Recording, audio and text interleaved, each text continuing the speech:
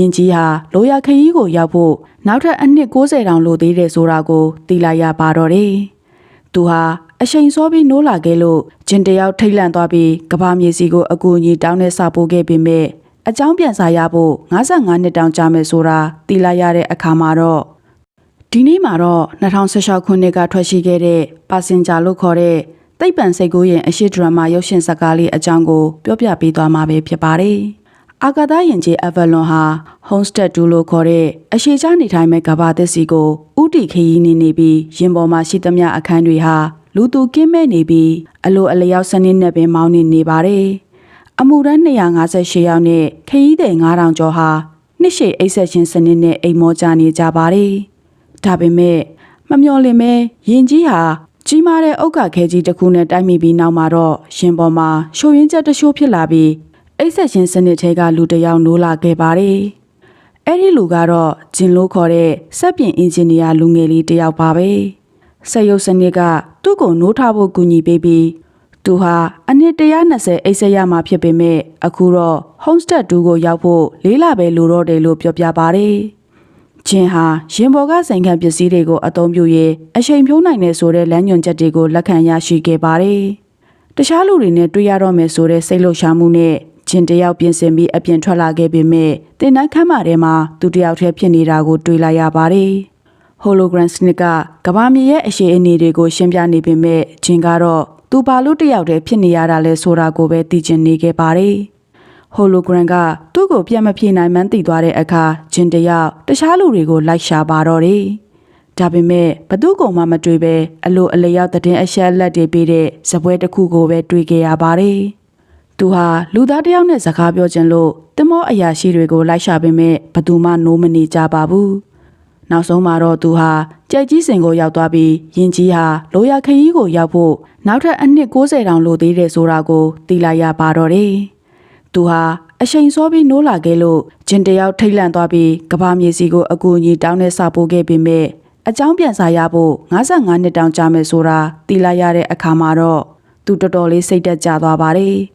အဲဒီနောက်မှာတော့သူဟာရင်ပေါ်ကဘားကိုရောက်သွားပြီးအာသာလို့ခေါ်တဲ့စက်ရုပ်ကြီးနဲ့တွေ့ဆုံခဲ့ပါတယ်။အာသာကစက်ရုပ်ဖြစ်နေလို့ဂျင်ရဲ့အခက်အခဲကိုအပြေအဝနားမလည်နိုင်ပါဘူး။ဂျင်ဟာသူ့ရဲ့အိပ်ဆက်ခြင်းဆက်ကိုပြန်ပြင်ဖို့ကြိုးစားပေမဲ့မအောင်မြင်ခဲ့ပါဘူး။တနေ့နီးပါးတယောက်တည်းဖြတ်တန်းပြီးနောက်မှာတော့သူဟာအရန်ကိုအထီးကျန်လာပြီးကိုအဆုံးစီရင်မှုအထီးကြိုးစားခဲ့ပါတယ်။ဒါပေမဲ့နောက်ဆုံးမိနစ်မှာစိတ်ပြောင်းသွားပြီးအိပ်ဆက်နေတဲ့ခီးသည်တွေကအော်ရိုရာလို့ခေါ်တဲ့အမျိုးသမီးလေးကိုတတိထားမိသွားပါတယ်။ဂျင်ဟာသူမရဲ့အချက်အလက်တွေကိုလေ့လာရင်းသူမကိုဆွဲလန်းလာခဲ့ပါတယ်။နောက်ဆုံးမှာတော့သူဟာအထကြီးစွာနဲ့ပဲအော်ရိုရာရဲ့အိပ်ဆက်ရှင်ဆက်ကိုဖျက်ဆီးပြီးသူမကိုနှိုးလိုက်ပါတော့တယ်။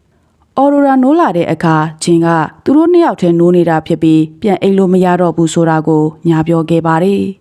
အချိန်နေကြာလာတာနဲ့အမျှသူတို့နှစ်ယောက်ဟာရှစ်သူတွေဖြစ်သွားကြပါတယ်။ဒါပေမဲ့အော်ရိုရာရဲ့မွေးနေ့ညမှာစက်ရုပ်အာသာကဂျင်ဟာသူမကိုတမင်နှိုးခဲ့တာလို့ပြောလိုက်မိတဲ့အခါမှာတော့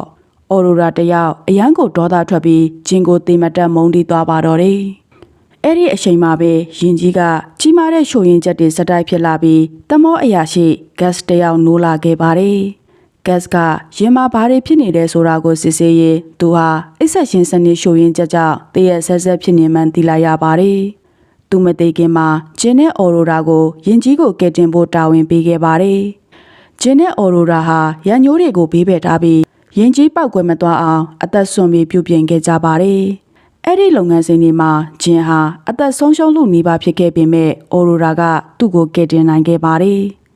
နောက်ဆုံးမှာတော့ဂျင်ဟာစိတ်ကူးသားတဲ့ဆက်ကိုသုံးပြီးအော်ရိုရာတယောက်တည်းပြန်အိမ်လို့ရမယ့်နီလန်ကိုရှာတွေ့ခဲ့ပေမဲ့အော်ရိုရာကတော့ဂျင်နဲ့အတူတူပဲ